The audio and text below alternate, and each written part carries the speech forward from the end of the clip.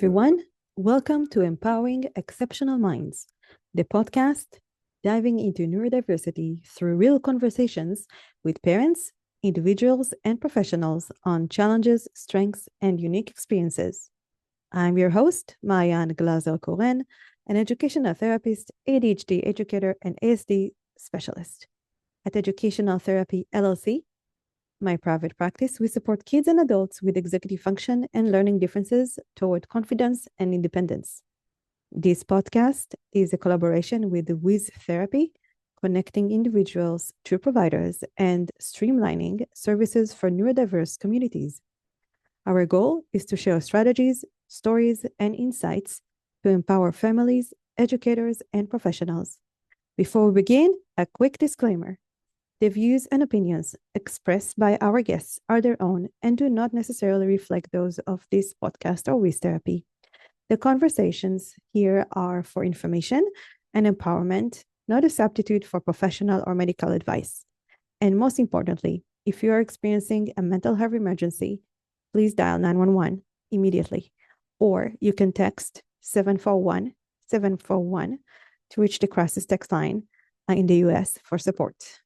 Hi, everybody. Welcome to another episode of Empowering Exceptional Minds. And today, you will hear it in my voice because I have so much energy every time I speak with this individual, because we know each other for a few years now. And I'm here today with David Herz, and or I like to call him Dave, but we will talk about it in a minute. I would like to address. And so he's not just a colleague of mine, but he also became a friend. And before I met David, I had the opportunity to work with his team at Team Wonder with a shared client who needed a lot of support. And that experience was an eye-opening for me, as it introduced me to a different therapeutic model that was very different from what I was used to. So David, thank you so much for joining us today. And I love for our listeners to get to know you a little bit. Your path into mental health is fascinating. And if I remember correctly, you actually started as a teacher, right? Correct. All right. So introduce yourself to our listeners. Well, thanks for having me. I really appreciate it. And thanks for the kind words. So, yeah, I'm David Herz, and I live in Boulder, Colorado, and I have a program called Wonder. And I kind of got into this field starting, I'm kind of a late bloomer. So I was working more in the business world. And then in the late 90s, I went and got a teaching degree and became a high school teacher. And I was working at a high school for at-risk teens, and it was very small. It was like 50 kids for 4 grades. And it was there that I learned that I loved, and I have a little bit of experience prior to that, working with teenagers in volunteer positions, but it was in that position that I realized I loved working with teenagers. I didn't necessarily love teaching academics. So it was a small school, it became relational, it was a first name basis. So I really got to know these teenagers. They would open up a little bit about their lives. And it was from there that I realized is I wanted to make one more switch and go get a therapy degree and work private practice. So I went and got a therapy degree, was doing a little bit of private practice, realized there that, again, I loved working with teenagers and young adults, but in the office, I didn't love. Um, and I had an opportunity to work for a young adult program where they supported teens and young adults out in the real world. It was a residential program, but it was there that I realized I love working with teenagers and young adults in the real world. We can talk about stuff and issues, but also we can go out and look for jobs and pursue passions and deal with their stresses when they come up in the moment. So it was really through that program that I worked at in Boulder called AIM House that I realized I want to work with teens and young adults in a therapeutic way, but in a very action-oriented way in the real world. And that's kind of how Wonder was born in Boulder, Colorado. That's really interesting. Your path. Yeah. But it looks like that your heart was always with the teens. Always was with the teens. I grew up as a kid going to, camps, became camp counselor. So it was always with the teens, way more comfortable with teenagers than with adults. Oh, I can say the Yeah. same. Yeah, I Um, I agree. For whatever reason, that's where my passion was drawn to. so for our listeners who don't really understand the difference between the clinic model and residential, can you explain in few words what is residential? What does it look like? Sure. So at least in my little corner of the healthcare industry that I was introduced to along the way, building up to doing wonder, was this whole little corner of the healthcare industry where teens and young adults were going off to whether it was substance abuse, mental health, both. In the early days, it was a lot of substance abuse only, but going off to therapeutic wilderness programs or residential treatment centers because they were either struggling, like I said, substance abuse, mental health, anxiety, and within mental health, it was just a lot of things weren't working at home. There was a lot of battle between kids and their parents. They were failing out of school. It's morphed into lots of anxiety. There's a lot of neurodiversity being supported in these programs. But back in the early 2000s, a lot of these teens and young adults were coming back from these programs having done very good work with very little alternative support. So they would come home and do in-office therapy, but it typically wasn't enough for a lot of these kids. Yeah. So um, that's where I just kind of fell into this niche. I was kind of in the right place at the right time with a lot of passion, but being able to support them in a more of a real world setting, which is all right, well, you want to work. Great. Let's go find a job and do that with them so that we could deal with their anxieties when they came up in the moment. That's just one kind of a simple example. But being able to do therapeutic support in the real world when it was happening in real time and when anxiety is happening in real time, when meltdowns are happening in real time, um, to me seemed like it worked better and is certainly something that I enjoyed more. Yeah, because when we go to therapy, uh, we're sitting in an office and sometimes we are completely regulated. Yes, And so, like, I think that especially with the younger, clients, like middle schoolers and high schoolers and young teens or young adults, the transition from office to real world experience, they might not know how to use the tools. exactly. Okay. That's exactly correct. So that's a lot of what I share with people and therapists is like we want to help take what's happening in the therapy room or the program you were in, help you take those tools and apply them in the real world. We do a lot of that. And because we're available, through text support, we do a lot of crisis support too. So that if there's a crisis happening, we want them to reach out to their coaches and really get support in the moment because if you can help, and to me, mine, if somebody said to me, like, and they do ask me, well, what do you do in one sentence? We're a confidence building program.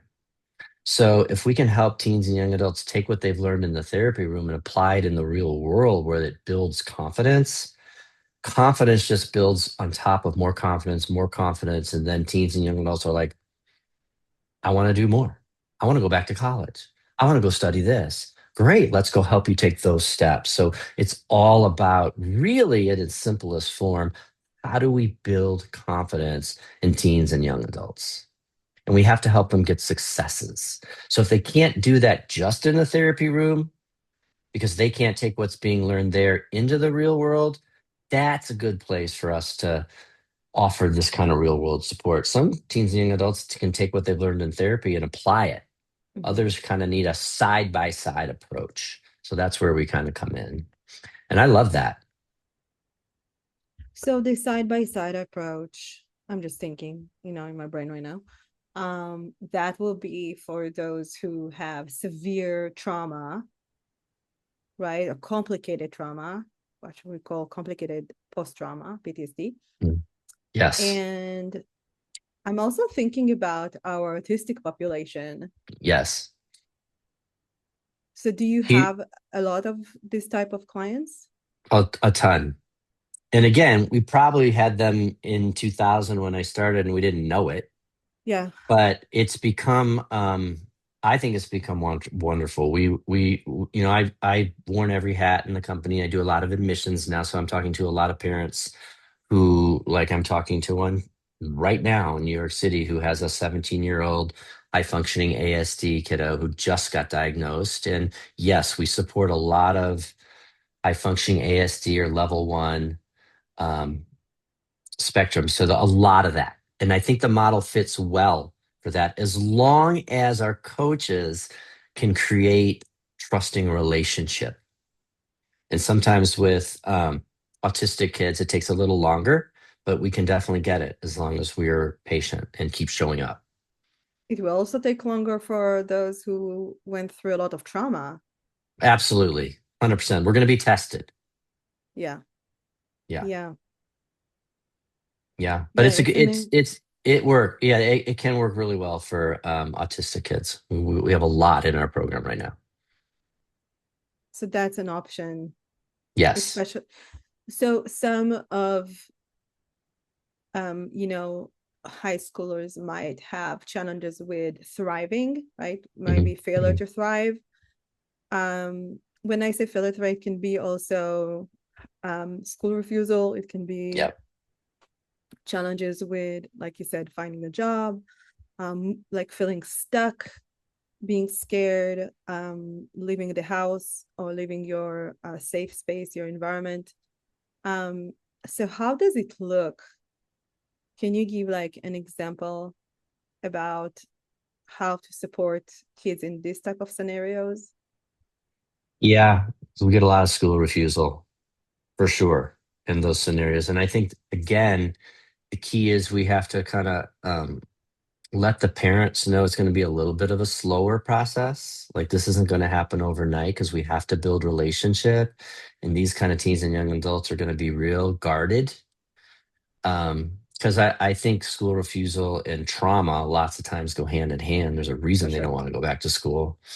So lots of times we start by building relationship by just showing up at the house. Sometimes with school refusal kids, they don't even want to come out of their room.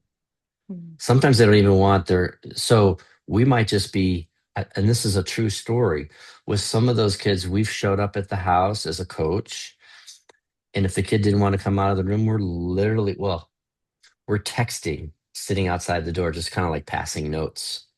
And we're Mhm. slowly building relationship that way. And then, it might be like, hey, next time maybe you want to come out of your room, we'll just sit in the backyard and we'll talk.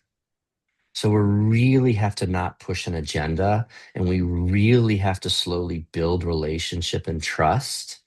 And I think once we get that, then we can move to like, and these are real stories I'm sharing, is eventually it's like, hey, how about if I pick you up tomorrow morning? So your mom doesn't have to wake you up. I'll come pick you up. I'll wake you up. I'll drive you to school. And it might even be, we're not even going to go in.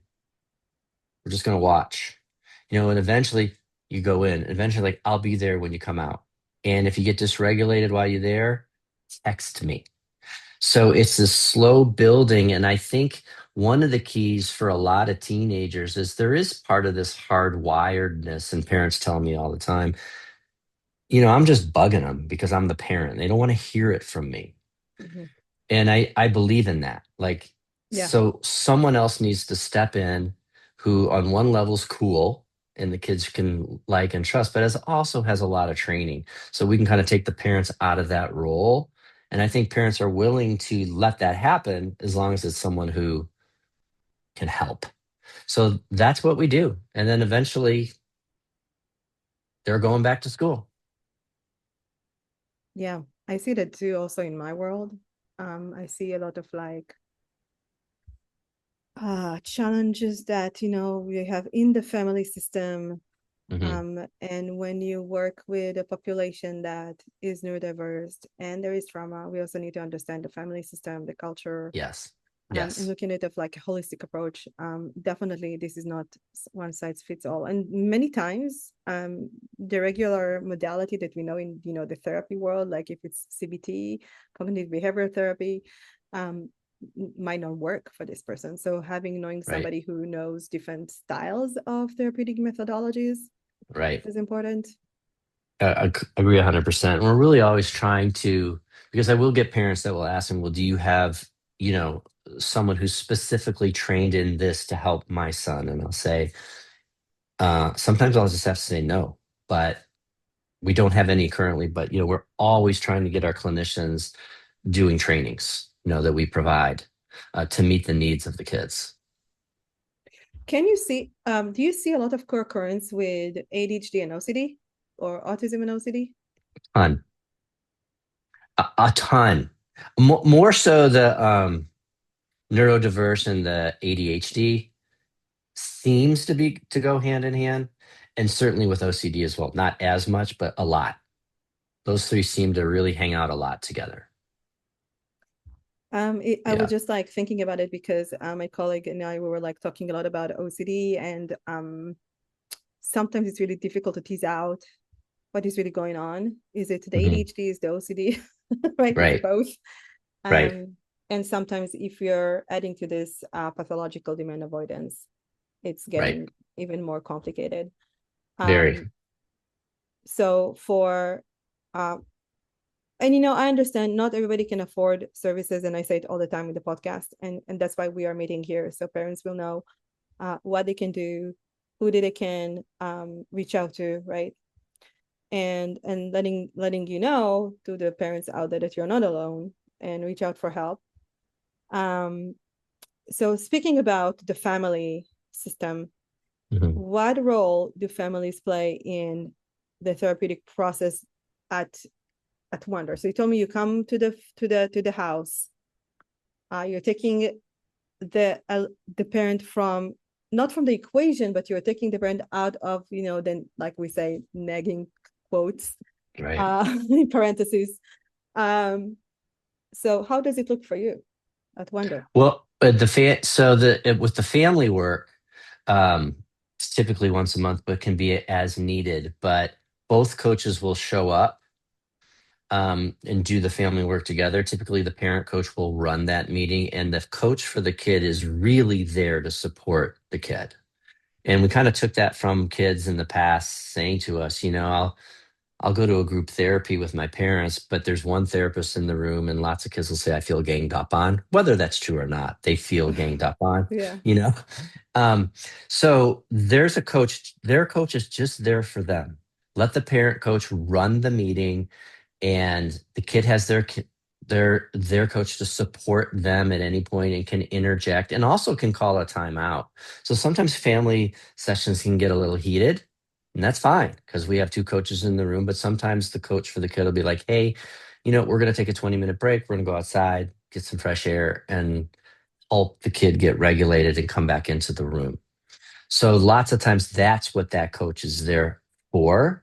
But lots of times parents will ask me, what is your success rate? And I honestly don't know we haven't figured out how to measure it. But what I'll Mm. always say is the more you participate, the higher the success rate. You're part of the solution. And a big part of that is that family session. And we can help the parents prep for that in their individual sessions with their parent coach. But it's a very important part of our success is doing family work. So how does it Eh, work in front of the school? Like What do you mean? how is the school involved also in this therapeutic approach? Like you come to an IEP, you sit there. Yeah, all the above. So lots of families, we're not involved with the school at all, but like we like to be.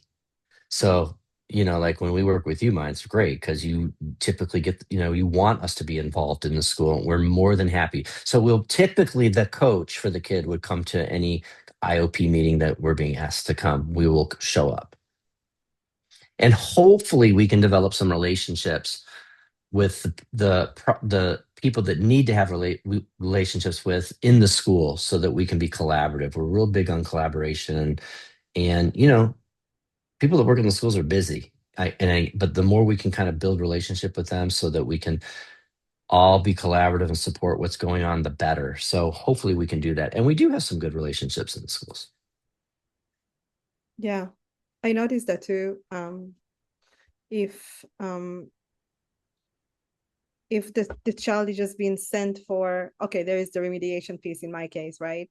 Which we will do as part of my team, and there is the when we're looking on the executive functioning and like how Hmm. to you know live in the world, take a shower, all these kind of things Yeah. that you need for hygiene.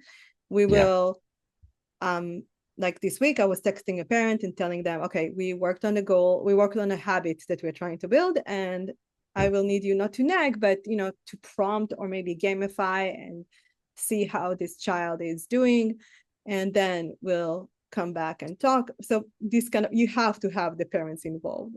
Yeah. What about kids that don't have this type of, the parents might be through trauma, and this is where I guess the parent coaching come in. um, Exactly. how much of it is happening also with experiences like that with the family system? Often. And that's why we require for 90% of the families we work with that the parents do the parent coaching. Some are resistant, and so we might ease them in, but again, they're the key to the success of the family system. And the more they're willing to, and by the way, it doesn't mean they have to work through their trauma with our parent coach. We might say, hey, you need to get a trauma therapist, Mm-hmm. but we really need the parents to kind of look at their part in the family system. And some of that might be looking at their own stuff, because a lot of what we're asking them is just like you. It's like hold boundaries, which is hard. And sometimes to be able to hold some boundaries, they may have to look at their own therapeutic stuff, whether that's with us or with an outside therapist. But the more they're willing to, what I call, do the warrior work, because these parents, been through it. It's hard. It's But the hard. more yeah, and it's courageous. But the more they're willing to kind of do the work on our end, it's going to feed them and it's going to help their kid. It's going to help the whole family system. So we ask a lot, but we definitely show up for them.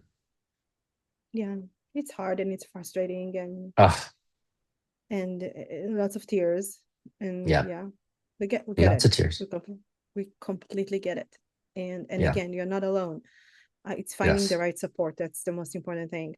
I'm like, I'm thinking about cases that I um been in, and I was like, oh man, I wish they had this type of support, because I had a family who had a lot of trauma in the family, losing a child, right? And then it went on the sibling, and then the sibling is started to act out, um, refusing, like not going to school, but not participating, not engaging, using different type of behavior that can be, you know, danger maybe for him at some point.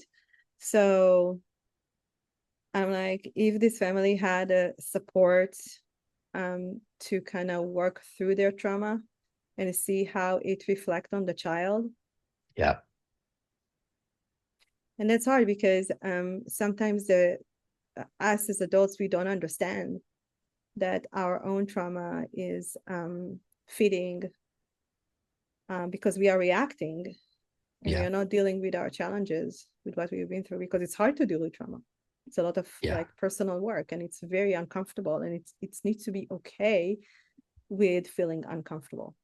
Yeah. 100%. Couldn't agree with you more.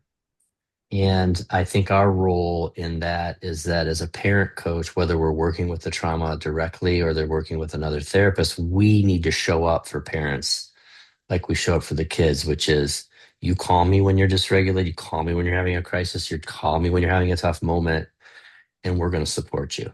And really need to build relationship with the parents just as much as the kids, because as a parent, and I know this is warrior work, and that's what I call it, and it is, and it's necessary.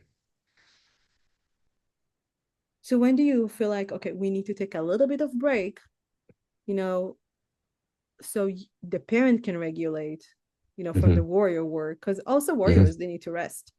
So Yes, 100%. how intensive it is, like how intense the therapeutic model is going to be for Well, them. I mean, we do also spend a lot of time working with parents on how to, self-care.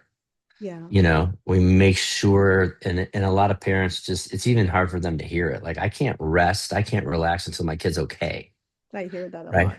And I do too, and I respect it. And I'm like, I know I know you, there's a part of you that wants to kind of probably flip me off when I say, well, you need some downtime for you, but it will actually help your kid. So we're preaching that constantly, especially for parents who are really, really, really been dealing with this for years and are stressed out. Like we have a mom who's got a neurodiverse kid and she's a single mom. And she's been doing this for 10 years. So we really have to help her manage her own nervous system. So it's a big part of what we do.